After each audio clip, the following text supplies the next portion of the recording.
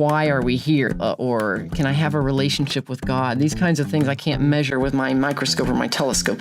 Hope deranges us. Hope breaks things and breaks things down. Christianity isn't some kind of self-help doctrine. It's not probiotics for the soul or something, you know? He was using the parable of the Good Samaritan to justify bombing Syria.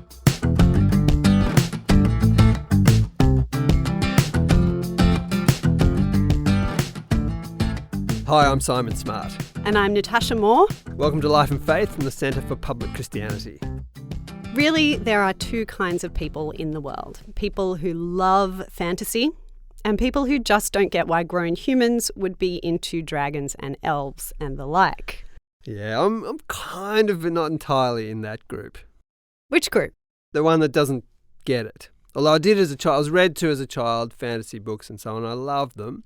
But I have to say, You've grown out of it? No, but it's just not the genre that I kind of reach for naturally. You're one of those people. I was planning to say something non-judgmental about how, these are both valid reactions and so on, but I'm kind of shocked that you're not in the same category I have as me. read in recent times that The Buried Giant was a book I really liked. It's a kind of a fantasy book. That was good. So I'm not really firmly in the other camp. Okay. Well, anyway, these two responses to fantasy, I'm going to go with there being two, even though you're, trying to define my categories. They've been around pretty much since Tolkien first published Lord of the Rings in the 50s.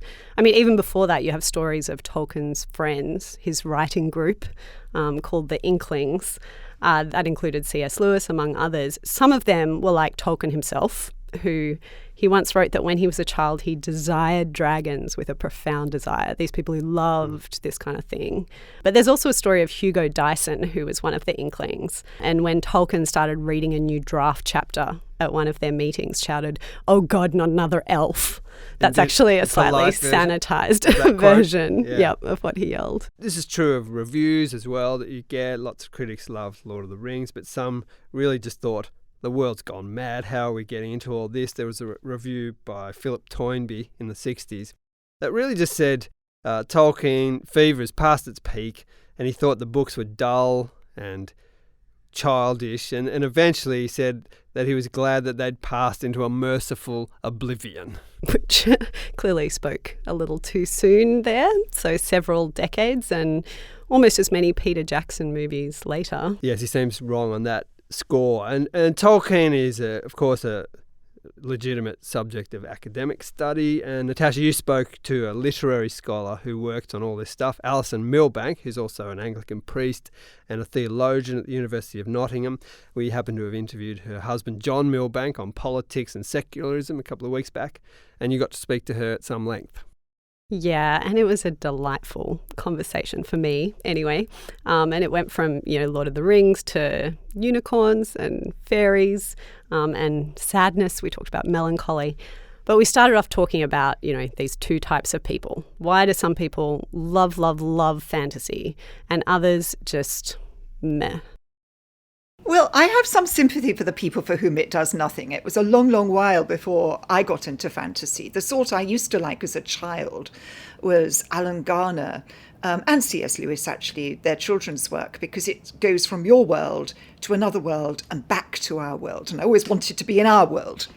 And obviously pure fantasy takes you to another realm. And I can see for some people, they find that a bit too much to take. They feel it's a bit out of touch with the real world. But in fact, I don't think that's fair. Certainly not in the case of people like Tolkien, who has always got an eye on our world. And in fact, he's not writing about another world, but about this earth at some very ancient period when the different continents were not so divided.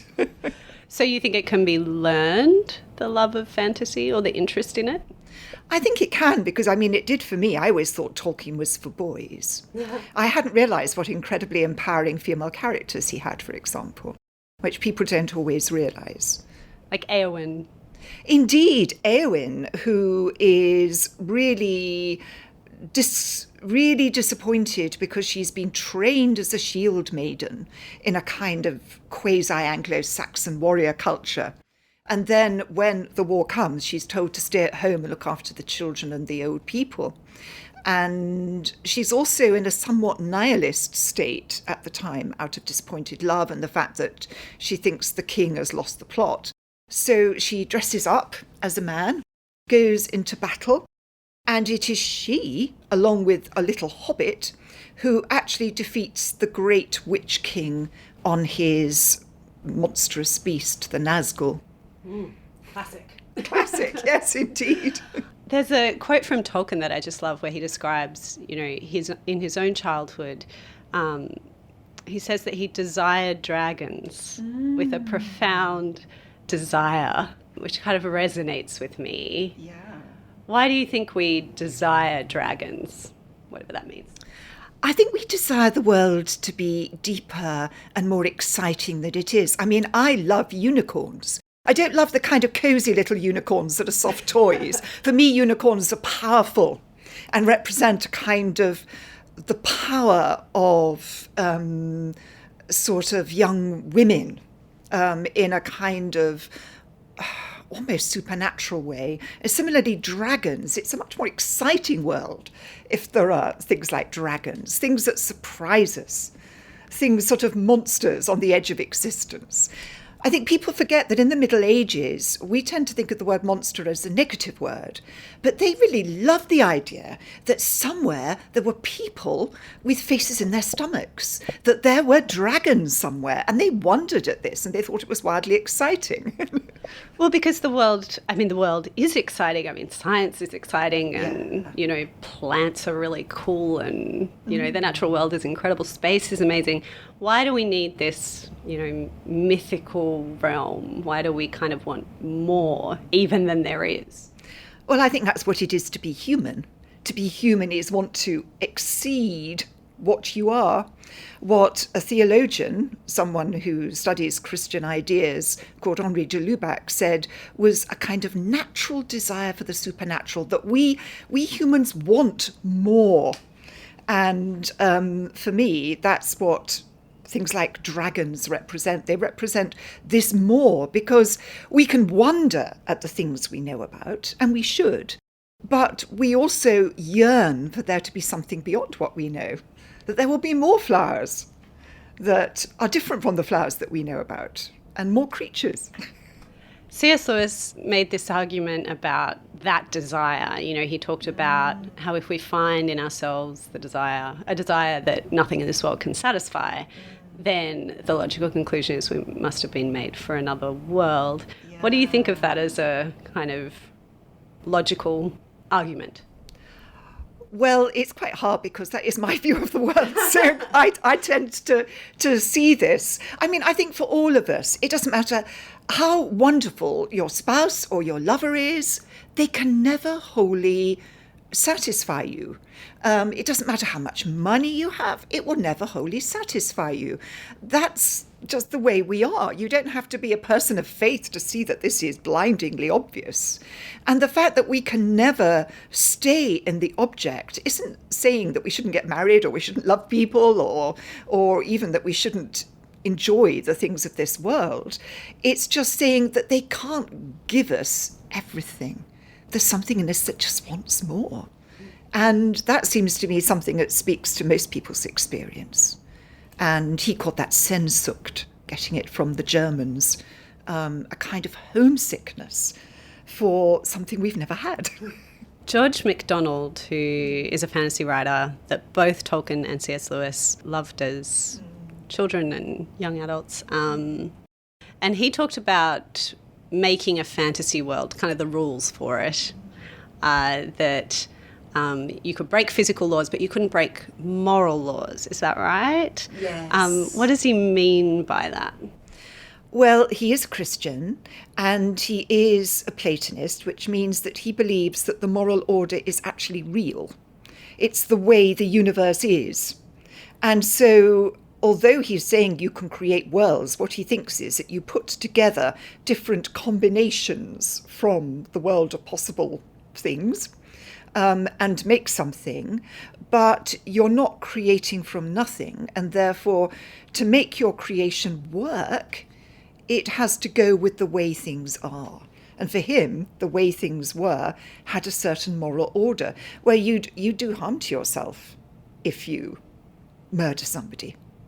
I know there are fantasies where you do very well for yourself if you murder somebody, but in the end, I think, again, we can all say that unless you are a psychopath, there will be a certain degeneration and unhappiness that will follow doing something really bad. And that's, I think, the kind of thing he meant by a kind of moral order, a kind of beauty in the way things are.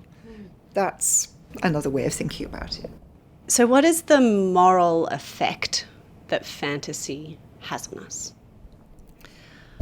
Well, it's not a moralistic effect. It's not like a slot machine. You put in a fantasy and you get out a better person. I think we all know that literature can do that, but it cannot. Viz, your kind of Nazi listening to Bach and then going out to put people in camps. However, what George MacDonald thought a fantasy could do, a true fairy tale, is actually awaken this kind of longing and awaken a kind of longing to be more real, a longing to be in touch with what's truly real. And although we tend to think of fantasies as not real, he thinks that by giving people beautiful images and beautiful stories, particularly stories of quest that take you into other worlds, you are experiencing beauty. You are experiencing new realities. And if you give yourself to this, it will awaken all sorts of ideas in you that will actually increase your imagination. And for people like George MacDonald in the post-romantic Christian tradition, imagination is very important, very high, and even a religious idea. Is there a sense in which this sort of imagination is opposed to reason? How does it fit within, I mean, if we're talking about fantasy as a realist thing instead of an escapist thing, what's going on there? Gosh, that's quite a deep question, and I don't know how philosophical you want me to be on this occasion. As philosophical as you like, as long as you take us with you. Oh, gosh. Well, there was a tendency in the 18th century, after the Enlightenment, to separate reason and imagination. It's true that Kant sometimes talks about the imagination as a productive thing. So he is going a bit of the way towards a more positive understanding. But from the time of the German Romantics onwards, people like the Schlegel brothers and Coleridge and Novalis, who's another German Romantic, the imagination comes to be a way in which we actually understand reality. I mean, a simple example is, how can you do a scientific experiment without imagination? You have to predicate all sorts of possibilities before you can decide how to test them. Similarly, the imagination helps us know the world. It is almost a form of reasoning, or certainly part of the reasoning process, and can't be distinguished from it. Are you suggesting that scientists would benefit from reading Tolkien? I expect many of them do, actually. In fact, in my experience, there are an awful lot of scientists who like Tolkien. I mean, the thing about Tolkien is that he is also very precise. Everything, this is why his fantasies work. They work because they give you the sense that you could go down in this world and at every level it will be consistent. It's not like the computer game, which always has very, very quick edges. You come to an edge and you can go no further, even in the most sophisticated game, whereas you get the sense when you read Tolkien, you could go down and down and down. But he also, I mean, he has a kind of critique of science in a way, in the way that he distinguishes between enchantment and magic. Now, I know we don't think of science as magic, though the anthropologist James Fraser thought that you could see early cultures' magic as a primitive form of science.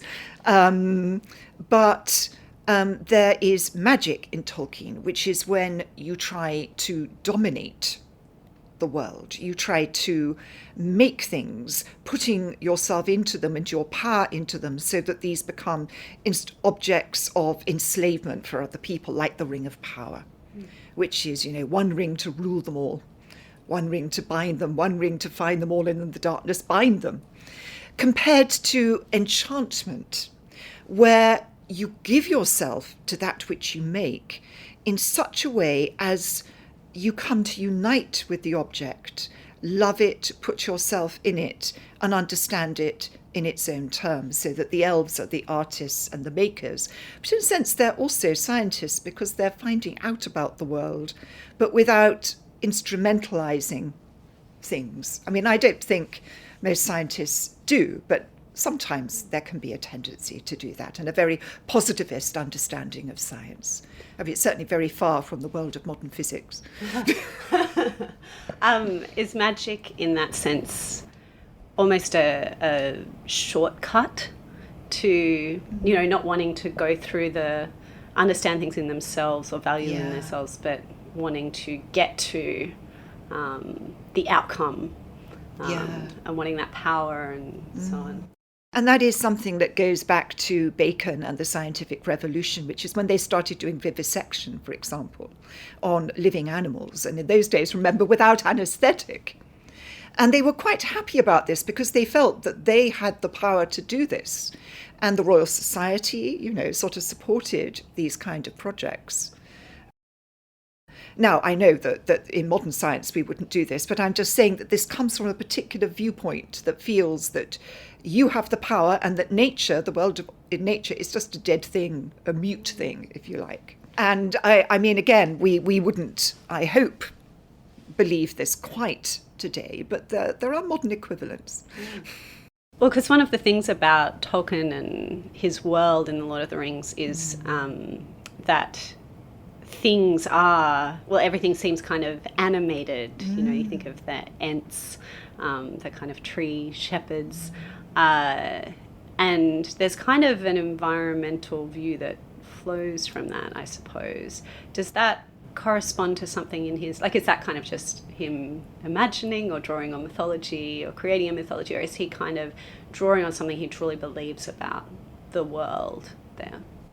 I think it is something he truly believes. I mean, obviously, he is looking back to more ancient cultures who did have much more of a sense of the world as animated. But it's something that comes from his own Catholic Christian background, where existence is good, things are good, they are gifts of God, and they share with us in a great panoply of splendour of the created order. And Adam names the creatures, yes, but Adam recognises the names the creatures have, so that they themselves kind of share. And the Book of Psalms, for example, in the Bible, is full of this kind of animation. The mountains skip like rams and the little hills like young sheep. Psalm 114. It's full of a sense that nature is already involved in a kind of worship of God through just doing what it does. So accusations that Christianity kind of evacuated the world of that beauty and wonder. What do you make of that? There was a bit of a tendency of that in early Protestantism, when this medieval view of the Book of Nature was questioned. But then very quickly, in 17th century religious thought, they came to study ideas of what they called the spirit of nature. You get a lot of this in British nature writers of that period, in the Cambridge Platonists, in Sir Thomas Browne, all sorts of people, where they try to see that there is a kind of immanent spirit of God working in nature and even in nature's processes, and that this should be valued and respected. So this kind of comes along in the wake of the scientific revolution, and often by people who are actually involved in it, because we have to remember that the scientific revolution of the 17th century was very much a theological project. People didn't separate science and theology in the way they do now. Okay. They're rolling. Oh, hi. I'm Anna, the youth... Start again, you peaked. Sorry. Okay. Hi, I'm Anna, the youth editor here at CPX, just jumping in for a minute to talk to you about what may be the most exciting podcasting opportunity of 2019. Is there a burning question you want to explore, or a story you think isn't being told? If you're between the ages of 15 and 21, or you know someone who is, our second annual Life and Faith Youth Competition is now open. Pitch us your story by the 10th of May for a chance to produce an episode of the podcast. Life and Faith needs you. Head to cpxyouth.org for all the details. It's fine. Is that okay?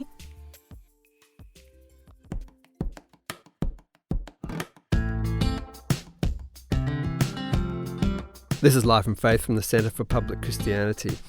In 1997, the UK bookstore Waterstones did a Books of the Century poll. And the number one book of the 20th century, Lord of the Rings. Now, not everyone was happy about this. Germaine Greer, for example, who's outspoken on most things, said that it has been my nightmare that Tolkien would turn out to be the most influential writer of the 20th century. She said the bad dream has materialised, and she dismissed fantasy literature as a flight from reality. This is something that Tolkien got accused of a lot during his lifetime as well, this charge of escapism. So he had a ready response. He was basically like, is escape necessarily a bad thing? You know, that kind of depends on your circumstances. If you're in prison, then escape is a perfectly rational thing to want. I asked Alison Milbank about this, how fantasy relates to the so-called real world, and especially how it might offer a response to our quite materialist age, where we tend to think that the material world is all there is.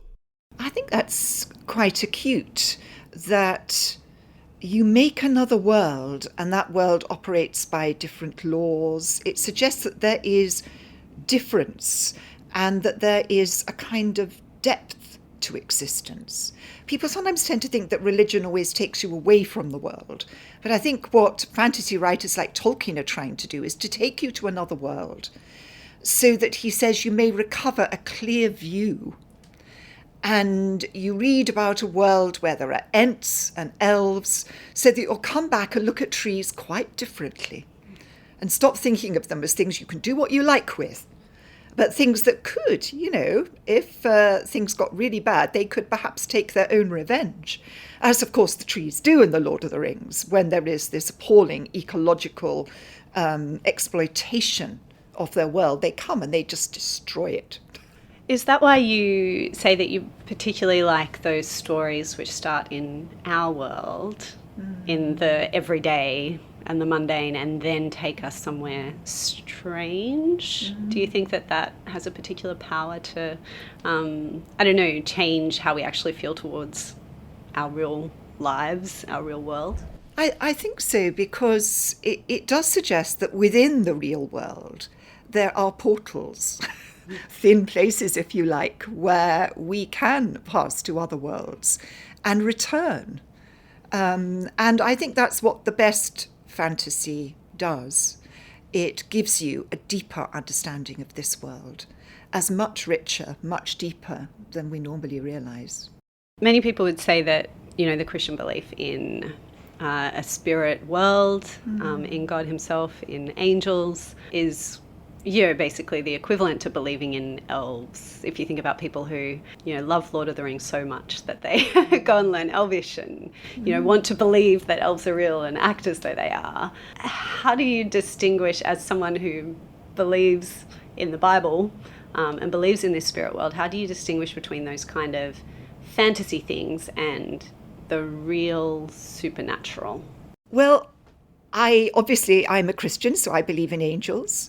And I love to think that there is more out there than just humans. And it's interesting that many, many people in Britain anyway, I don't know about Australia, actually believe in angels, even when they don't believe in God, which is quite interesting.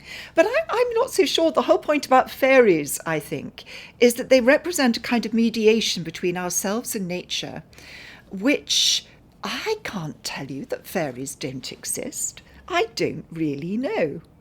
So I would be very careful to say that there are no fairies. And certainly when I was a child, I had experiences of fairies, and there are no fairies in the Bible, but that doesn't mean there are no fairies. But I think they kind of represent something on the edge of our consciousness. They're always leaving, because the world is always becoming less and less enchanted. And they represent, even if they don't exist, and I'm not going to the stake for them, even if they don't exist, they represent a kind of potential, a kind of guardianship of nature, something that we've lost, something that's just outside our consciousness that we can't quite get at, but has a kind of moral order to it. Fairies traditionally gave people pennies in their shoes if they kept their dairy clean. That they represent a kind of moral order. They represent a right relationship between us and nature. So as an idea, I like that. I mean, I can't quite just let go you had experiences as a child. Are you willing to talk about that and tell me what you think? I don't know. Perhaps many people, when you're a child, the world is extra real. Everything is drenched in significance. You can't walk along the street without having to not fall down a line, in the pavement, or you might go down a crack and something awful might happen to you. And don't many of us have kind of experiences out of the corner of our eye where we think we see things? That's really all I mean, that on occasions, I think I've seen things out of the corner of my eye. It's wonderful.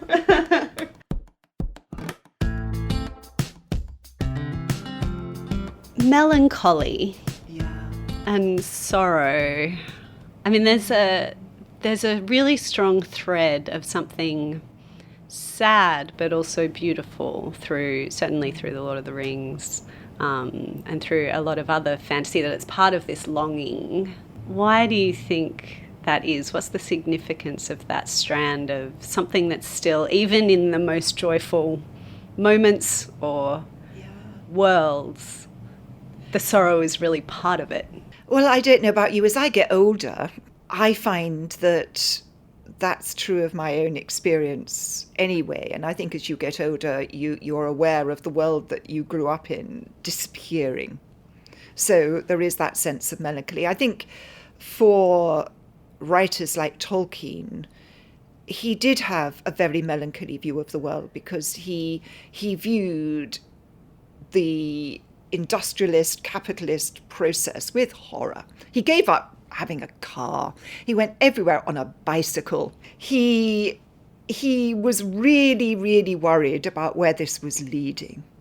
And I think that's part of the source of the melancholy that he then imports into the world of the Lord of the Rings, a world where the elves are melancholic because they try to fix beauty.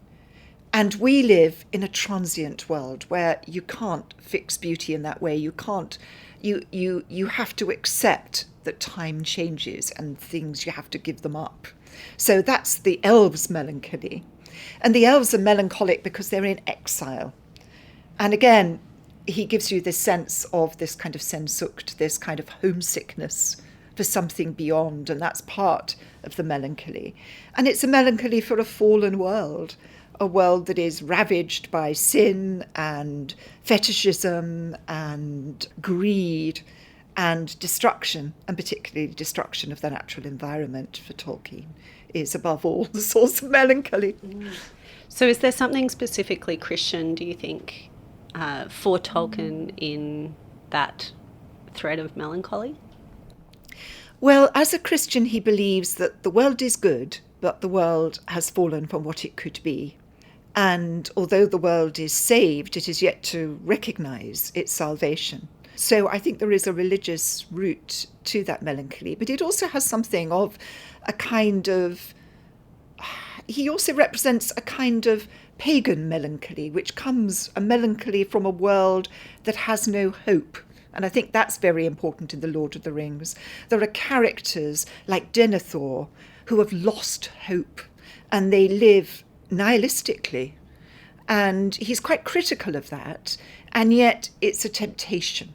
So The Lord of the Rings is partly about a good melancholy, which is protest against what people have done to the world, and a bad melancholy, where you're fatalistic, you just accept it, and you don't have hope.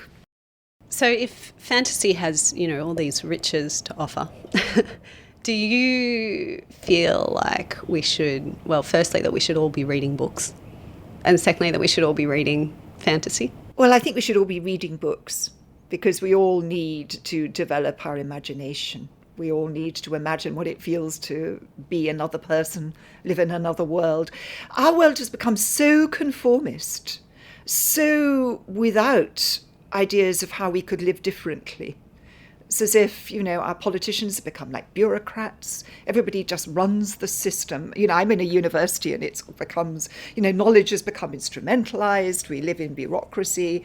We need to read books because they do awaken a sense there could be something different. Just the idea that it could be different, even if it's a world of just dragons. I know that may not seem a kind of political program, but I'm not suggesting you look for political programs. You look for just a sense that let's be free. Let's think that we could be free to imagine our world in different ways.